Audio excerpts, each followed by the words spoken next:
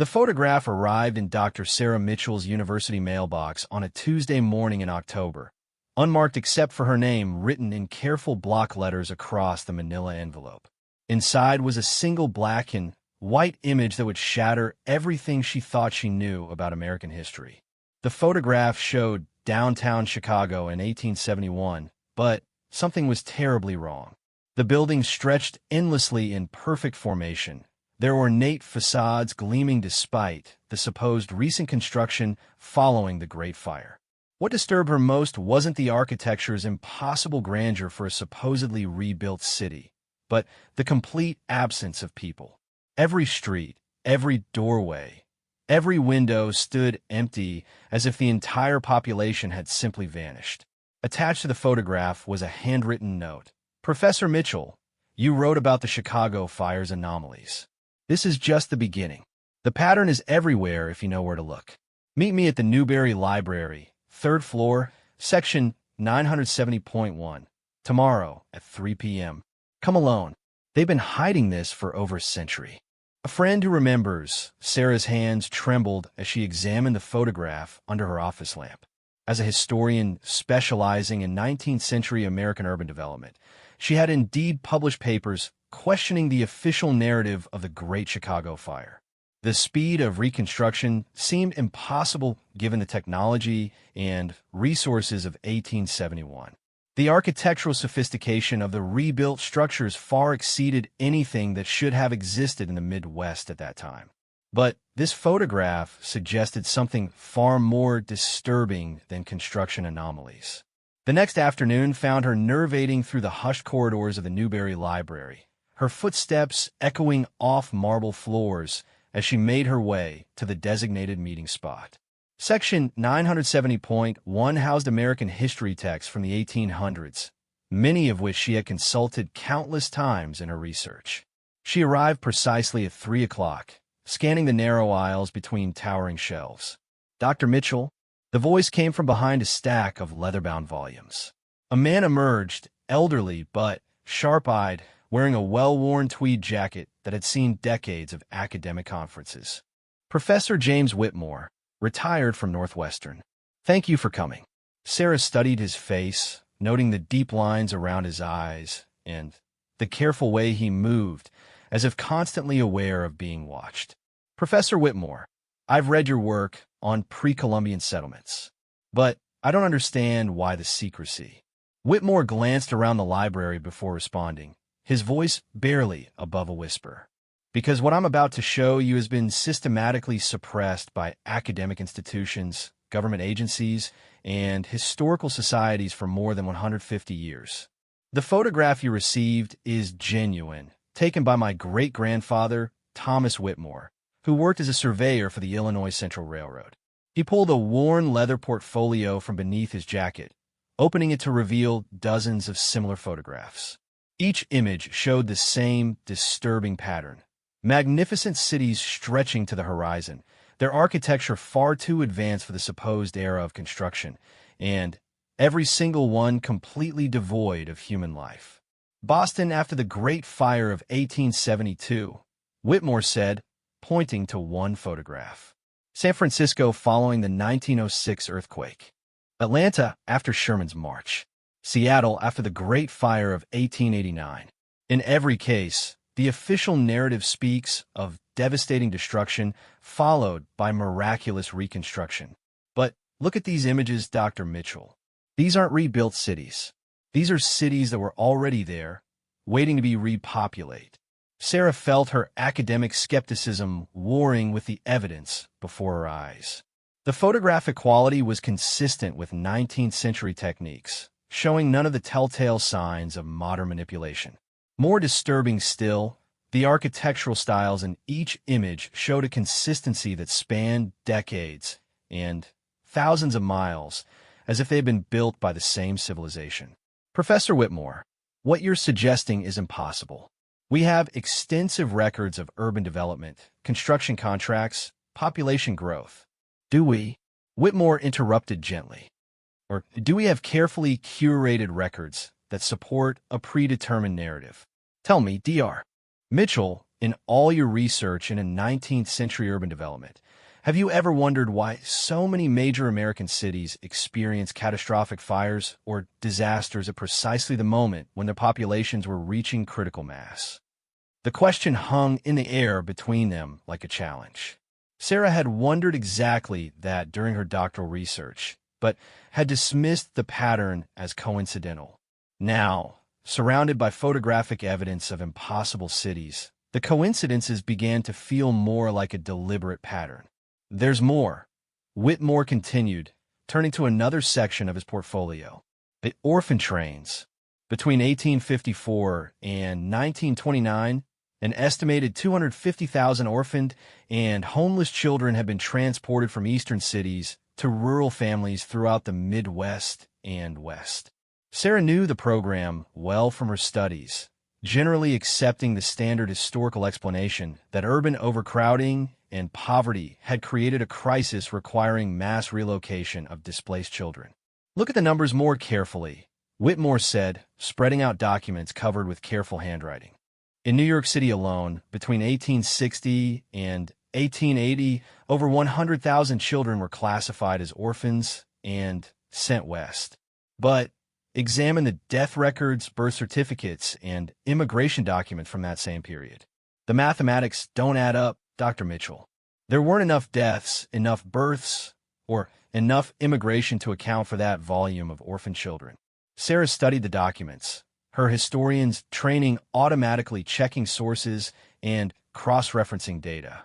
Whitmore's numbers appeared accurate, drawn from official census records and municipal documents. The discrepancy was glaring once she saw it laid out systematically. Furthermore, Whitmore continued, examine the destinations of these children. They weren't randomly distributed to farming families. They were systematically placed in specific towns and cities throughout the Midwest and West. Towns that, according to official records, were either newly established or significantly underpopulated. The implications began crystallizing in Sarah's mind with horrifying clarity. You're suggesting these children were being used to populate cities that already existed? I'm suggesting, Whitmore replied carefully, that the official narrative of American westward expansion and urban development contains significant fabrications designed to conceal a more complex reality. These cities weren't built by pioneers and immigrants. They were already there, waiting to be inhabited. He turned to another photograph, this one showing an aerial view of what appeared to be San Francisco in the 1870s. The city stretched beyond the horizon in perfect geometric patterns, its buildings displaying architectural sophistication that shouldn't have existed on the American frontier. But who built them? Sarah asked, though she dreaded the answer. That's where the clay deluge comes in, Whitmore said, his voice dropping even lower. Have you ever researched the geological surveys conducted in the late 1800s? Specifically, the unusual clay deposits found throughout the American Midwest and West. Sarah shook her head, though something about the phrase clay deluge triggered a distant memory from her graduate studies. Whitmore pulled out a geological survey report dated 1883, its pages yellowed with age. This survey, conducted by the United States Geological Survey, documents massive clay deposits throughout Illinois, Iowa, Kansas, Nebraska, and extending westward into Colorado and California. The deposits are uniform in composition and depth, suggesting they were laid down simultaneously rather than through normal geological processes. He flipped through pages covered with technical diagrams and mineral analyses. The clay layer averages between 8 and 12 feet in depth, covering an area of approximately 500,000 square miles. Buried beneath this clay layer, surveyors consistently found evidence of previous human habitation. Stone foundations, metal artifacts, and architectural remains that predated any known European settlement. Sarah's academic training demanded skepticism, but the documentation appeared genuine.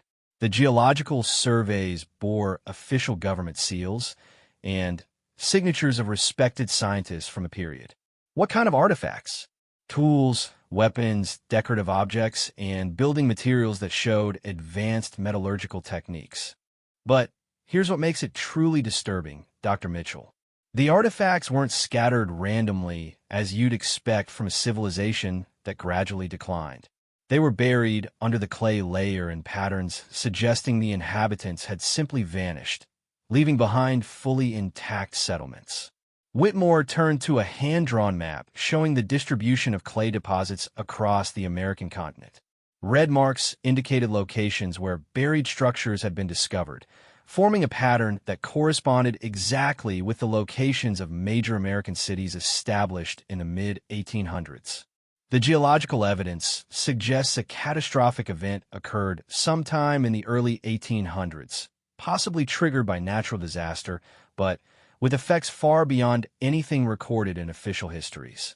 A massive clay deluge that buried entire civilizations, leaving behind empty but intact cities ready for new inhabitants. That's impossible, Sarah protested, though her voice carried less conviction than her words. There would be records, survivors, some documentation of such a massive catastrophe. Would there? Whitmore asked pointedly. Or would those records be among the first casualties of any effort to conceal the truth? Consider this, Dr. Mitchell. Every major American city that experienced mysterious fires, earthquakes, or disasters in the mid-1800s emerged from those events with architecture far more sophisticated than anything that should have existed in frontier America. The buildings weren't rebuilt. They were uncovered, cleaned, and repopulated. He showed her another photograph, this one of downtown Denver in 1870. The buildings displayed ornate Victorian facades with technological details that seemed anachronistic for a frontier mining town. Gas lighting, complex ironwork, and architectural engineering that required decades of industrial development. The pattern extends beyond individual cities, Whitmore continued. Examine railroad development in the same period. Companies like the Illinois Central, the Union Pacific, and the Santa Fe didn't just build tracks across virgin territory. They connected cities that were already there, hidden beneath layers of clay and debris from the deluge. Sarah thought about her own research into railroad expansion, remembering anomalies she had attributed to incomplete records or lost documentation. Construction timelines that seemed impossibly fast, engineering solutions that appeared decades ahead of contemporary technology, and route selections that suggested prior knowledge of optimal paths across supposedly unexplored terrain. The orphan trains served a dual purpose, Whitmore explained. They provided population for cities being rebuilt after various disasters, and they ensured that the new inhabitants had no memory of previous civilizations or knowledge of the clay deluge.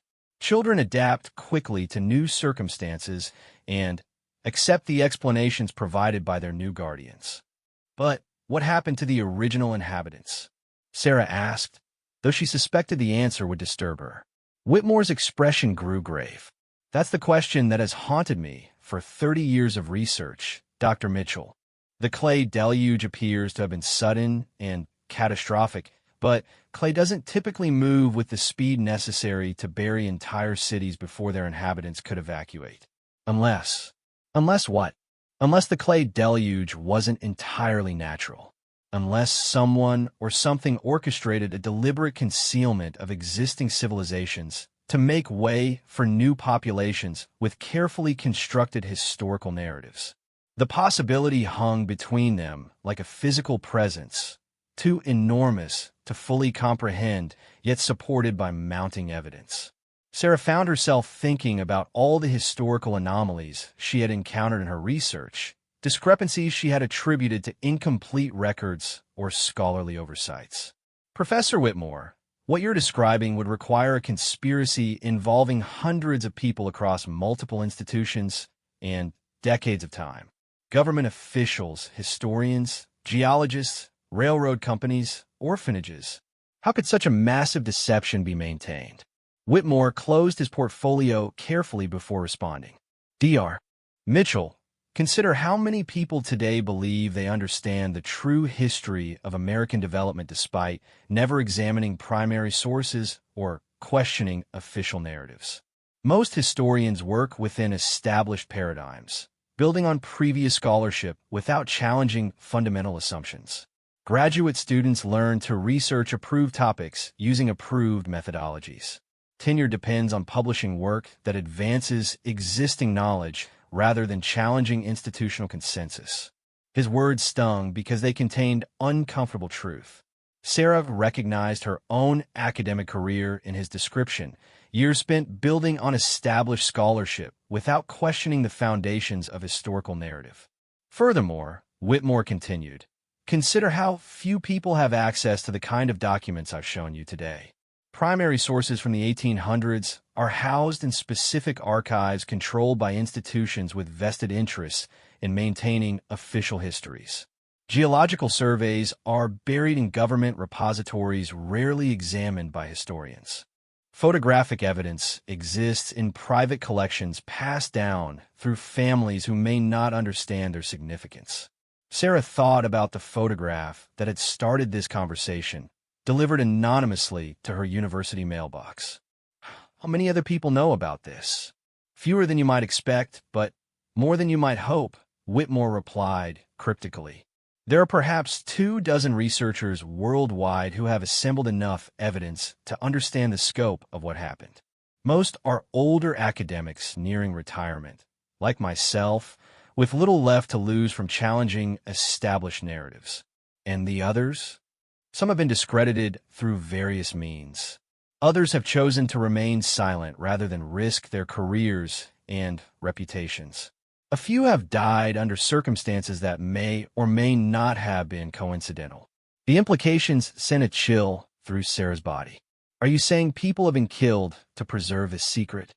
I'm saying that certain institutions have significant investments in maintaining official historical narratives, and those institutions possess resources that individual researchers cannot match.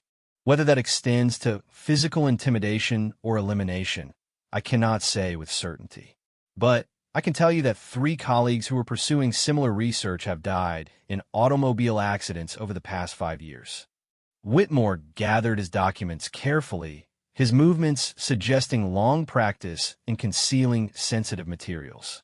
Dr. Mitchell, I've shared this information with you because your own research into urban development anomalies suggests you're already asking the right questions. But I must warn you that pursuing this knowledge further will likely end your academic career and possibly place you in physical danger. Sarah looked around the library, suddenly aware of how isolated they were among the towering shelves. Other researchers moved quietly through distant aisles, but their presence felt insufficient protection against the magnitude of what she was learning. What evidence would I need to convince other historians? That's the elegant trap, isn't it? Whitmore smiled sadly.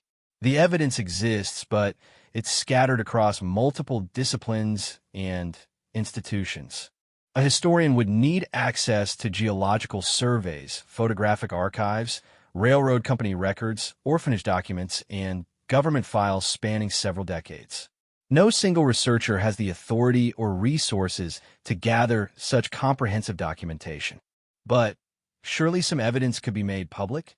Individual pieces of evidence can always be dismissed as anomalies, forgeries, or misinterpretations. The power of this concealment lies not in hiding specific facts, but in preventing anyone from assembling enough facts to reveal the complete pattern. Whitmore handed her a small piece of paper with an address written in the same careful block letters that had been on her original envelope. If you decide to pursue this knowledge, that address will connect you with others who are asking similar questions. But understand, Dr. Mitchell, that once you begin this path, there is no returning to comfortable ignorance of comfortable academic careers. As he prepared to leave, Sarah found herself asking one final question. Professor Whitmore, if all of this is true, what was the purpose? Why conceal an existing civilization and replace it with carefully constructed historical narratives? Whitmore paused at the end of the book aisle, his expression thoughtful. That, Dr. Mitchell, is perhaps the most important question of all. And I suspect the answer involves understanding not just what happened to the original inhabitants, but who benefited from their disappearance and the subsequent concealment. After he left, Sarah remained among the stacks for another hour, trying to process everything she had learned. The photographs and documents had been compelling, but it was the methodical presentation of evidence that convinced her. Whitmore had approached the mystery like a true academic, building his case through careful accumulation of verifiable facts rather than speculation or conspiracy theorizing. She thought about the implications for her own research and career. Everything she had written about 19th century urban development would need to be reconsidered in light of this new evidence. Her published papers on the Chicago fires suddenly seemed naive and incomplete. But more troubling was the realization that pursuing this knowledge would likely mean abandoning the academic career she had spent years building. That evening, Sarah sat in her university office, surrounded by stacks of her own research notes, seeing familiar material through completely different eyes. The anomalies she had attributed to incomplete records or lost documentation now appeared to be systematic gaps designed to conceal evidence of pre-existing civilizations. She pulled out maps of major American cities established between 1850 and 1880, noting their locations relative to major railroad lines and geographical features. The patterns Whitmore had described became increasingly obvious once she knew what to look for. Cities appeared in locations that should have taken decades to develop, connected by transportation networks that seemed to follow paths of previous infrastructure. Her computer hummed quietly as she began searching online databases for geological surveys from the 1880s. Most were unavailable through standard academic resources, but she found references to the documents Whitmore had shown her. The United States Geological Survey had indeed conducted extensive studies of clay deposits throughout the American Midwest, though the full reports were housed in government archives requiring special permissions for access. Over the following weeks, Sarah found herself drawn deeper into the mystery despite her awareness of the potential consequences. She used her academic credentials to request access to historical archives at the National Archives, the Smithsonian Institution, and several university special collections. Each repository contained fragments of a larger puzzle. Photographs of impossibly sophisticated cities in frontier locations, geological surveys documenting mysterious clay deposits, railroad construction records showing inexplicably rapid progress across supposedly virgin territory. The orphan train documentation proved particularly disturbing once she examined it systematically. The Children's Aid Society of New York, which had organized the largest orphan relocation program, maintained records showing precise numbers of children transported to specific destinations. Cross-referencing these records with census data and local historical archives revealed patterns that supported Whitmore's claims. Towns throughout Kansas, Nebraska, Iowa, and Colorado had experienced sudden population increases between 1860 and 1880, almost entirely composed of children and young adults with no family connections to existing residents.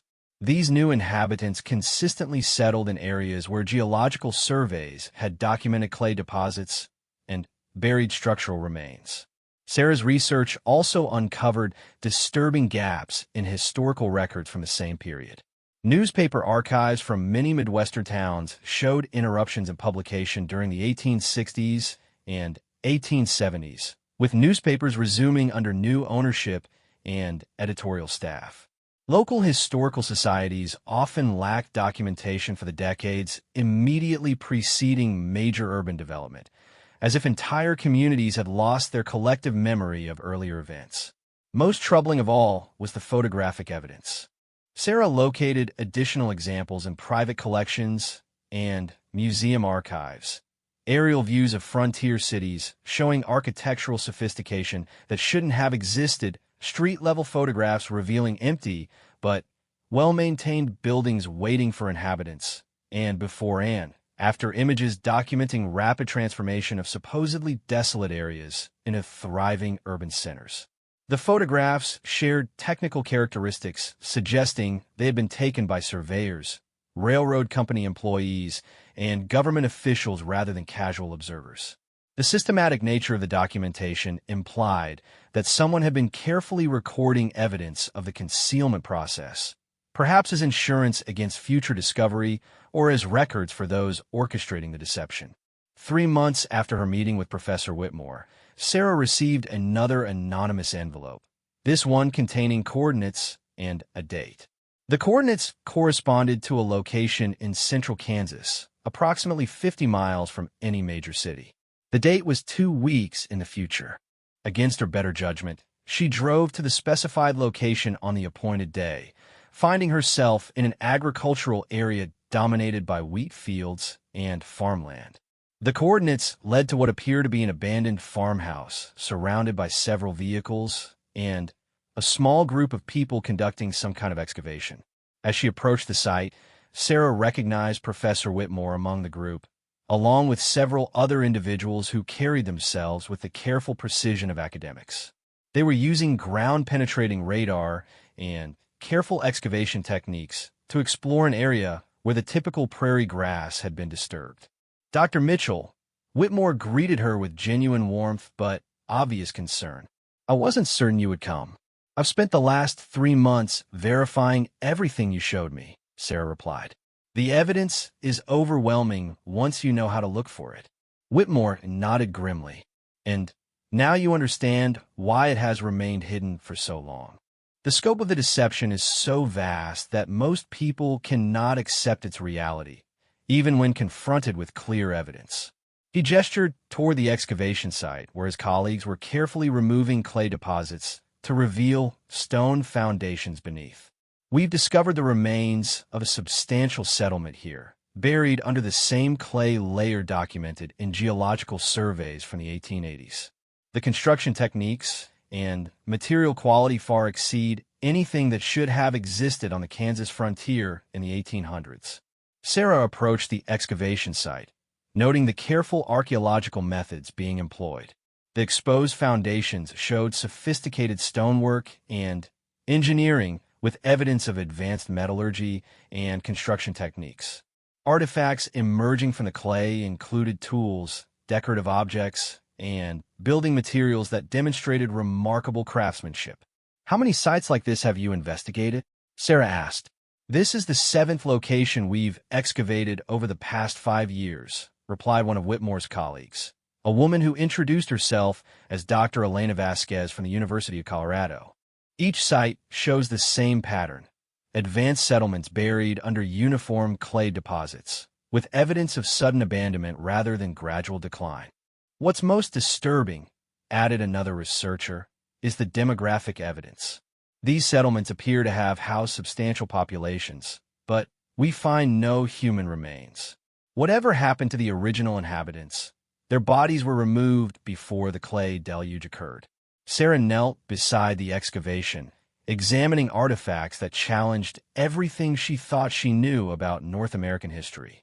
The metalwork showed techniques that shouldn't have developed until the late 1800s, yet the geological evidence suggested these settlements predated any known European colonization of the region.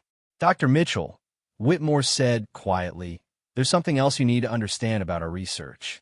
We believe the clay deluge wasn't a single event, but part of a systematic process that occurred across multiple locations over several decades. Someone with considerable resources and planning capability orchestrated the concealment of these civilizations and their replacement with carefully constructed historical narratives." "But why?" Sarah asked, though she was beginning to formulate her own theories based on the evidence. "Consider the timing," Dr. Vasquez replied. "The major concealment events occurred between 1840 and 1880, precisely the period when American industrial capacity was expanding rapidly and the Transcontinental Railroad was being constructed. Someone needed empty territory with existing infrastructure to support rapid westward expansion." The implications were staggering. Sarah realized they were describing not just historical concealment, but deliberate genocide followed by systematic erasure of entire civilizations to facilitate American territorial expansion. The orphan trains hadn't just provided population for empty cities. They had provided inhabitants who had no knowledge of previous civilizations and could be easily convinced to accept fabricated histories. Who could orchestrate something of this magnitude? Sarah asked. That's the question that haunts all of us, Whitmore replied. The scale of the operation suggests coordination between government agencies, railroad companies, financial institutions, and academic organizations. It would require enormous resources and decades of planning. And contemporary evidence suggests the concealment is ongoing, Dr. Vasquez added. Archaeological sites are routinely destroyed before they can be properly investigated. Researchers who get too close to the truth face academic sanctions or worse.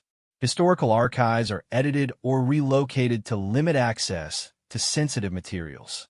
Sarah thought about her own experience over the past few months, noting how difficult it had been to access primary sources and how many potentially relevant documents were restricted or missing from public archives. The systematic nature of the gaps suggested deliberate curation rather than natural loss of historical materials. What happens now? Sarah asked. How do we expose something this massive when the institutions responsible for preserving historical truth are complicit in concealing it? Whitmore's expression grew grave. That's the question that has no easy answer, Dr. Mitchell. Traditional academic channels are closed to us. Publishing our findings would result in professional destruction and possibly physical danger. Government agencies have shown no interest in investigating our evidence. But people deserve to know the truth, Sarah protested. Do they? Asked another researcher, an elderly man who had been working silently at the excavation site.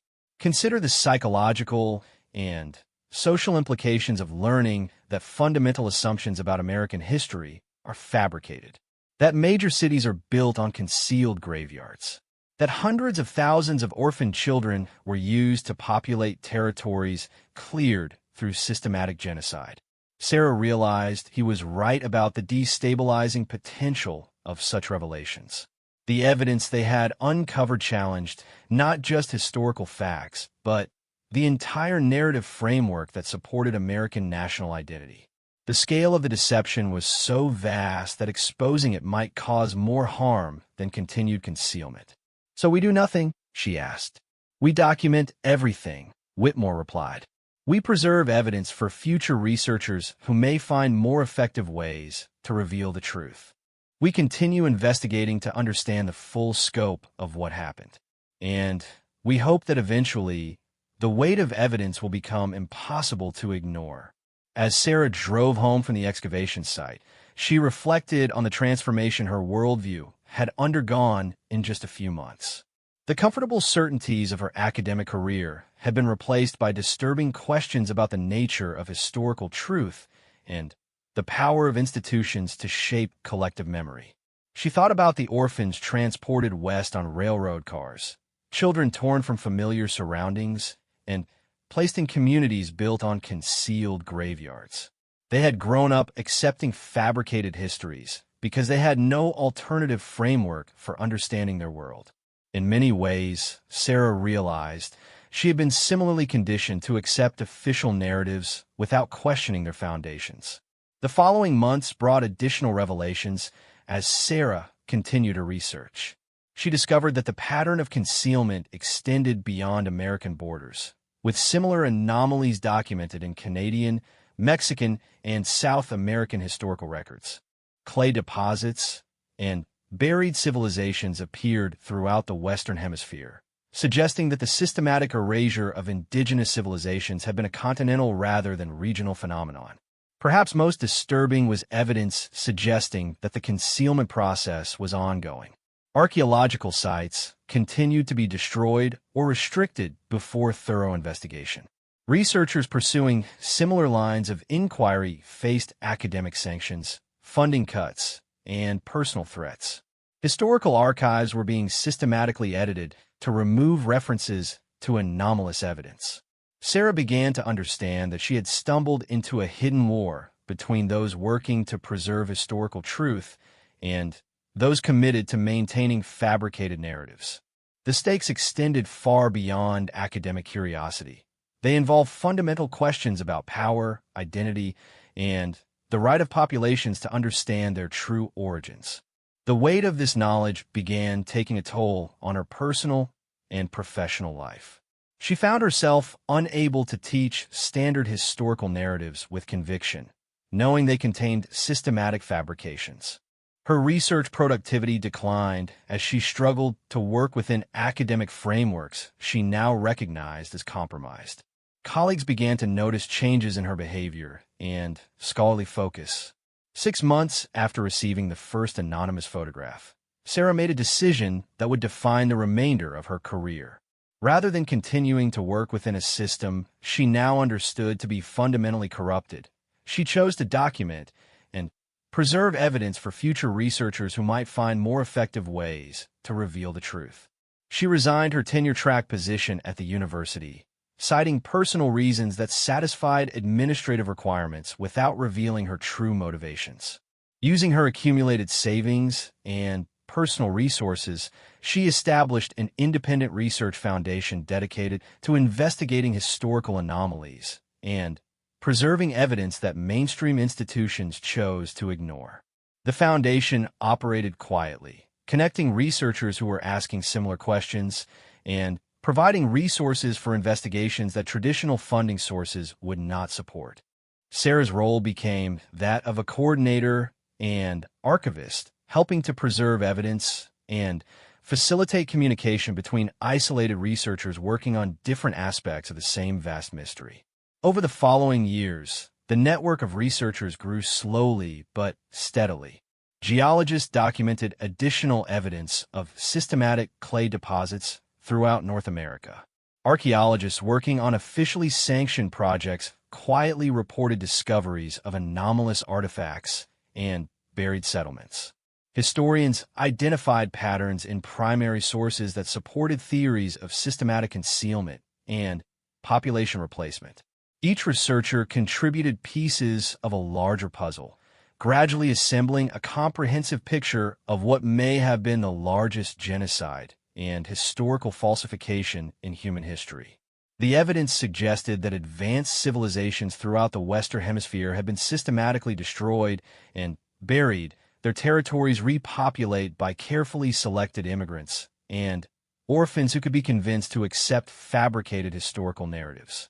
The perpetrators appear to have been a consortium of financial, industrial, and governmental interests who benefited from rapid territorial expansion and resource exploitation.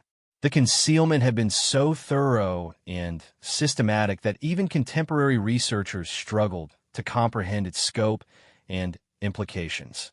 Sarah often reflected on the cruel irony that the most important historical discovery of her lifetime could not be shared with the world without destroying the careers and possibly the lives of those who uncovered it.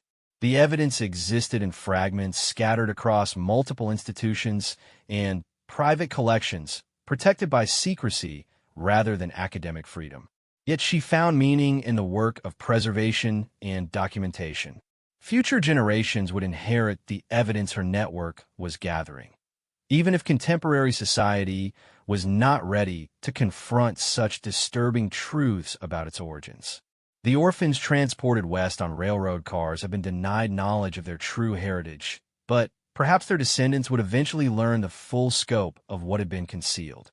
The empty cities photographed in the 1870s have been waiting for new inhabitants who would accept explanations for their existence without questioning too deeply. Sarah realized that in many ways, contemporary society was still living in those cities, still accepting those explanations, still unconsciously participating in the concealment of its own origins.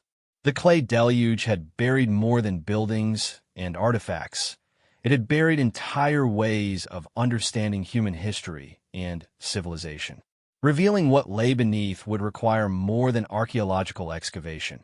It would require a fundamental transformation in how societies approach questions of truth, power, and collective memory. As Sarah continued her work with the Research Foundation, she often thought about the anonymous sender who had first contacted her with a photograph of empty Chicago. Someone had recognized her potential to understand and preserve dangerous knowledge, just as she was now identifying and supporting other researchers capable of carrying the work forward. The pattern would continue, she realized, with each generation of researchers building on the work of their predecessors while adapting to new challenges and opportunities. The truth would eventually emerge, but perhaps not in the dramatic revelation she had once imagined. Instead, it would seep slowly into collective consciousness as more people began asking the right questions and demanding access to suppressed evidence. The empty cities, the orphaned children, and the clay deluge represented more than historical mysteries. They represented fundamental questions about the nature of power and the construction of collective memory. Understanding what had been concealed was only the first step toward ensuring that such systematic deception could never again be perpetrated on such a massive scale. Sarah's transformation from conventional academic to guardian of suppressed knowledge reflected a choice that each researcher in the network eventually faced: whether to pursue comfortable careers within compromised institutions or to risk everything for the sake of preserving historical truth. The decision was never easy, but for those who made it, the work provided meaning that transcended personal considerations. The mystery of America's hidden past continued to unfold through their efforts, revealing not just what had been concealed, but why such concealment had been necessary for those who benefited from the systematic erasure of previous civilizations. The orphans, the empty cities, and the clay deluge were symptoms of a larger pattern of power and deception that extended far beyond any single historical period or geographical region. Understanding that pattern, Sarah had learned, was essential for preventing its repetition in contemporary or future contexts. The work of uncovering suppressed history was ultimately about protecting the possibility of authentic historical knowledge for generations yet to come, even if the current generation could not safely acknowledge what lay buried beneath the carefully constructed narratives they had inherited. The truth waited patiently beneath layers of clay and decades of institutional concealment, preserved by the dedication of researchers who understood that some knowledge was too important to remain hidden forever, regardless of the personal costs involved in its preservation and eventual revelation.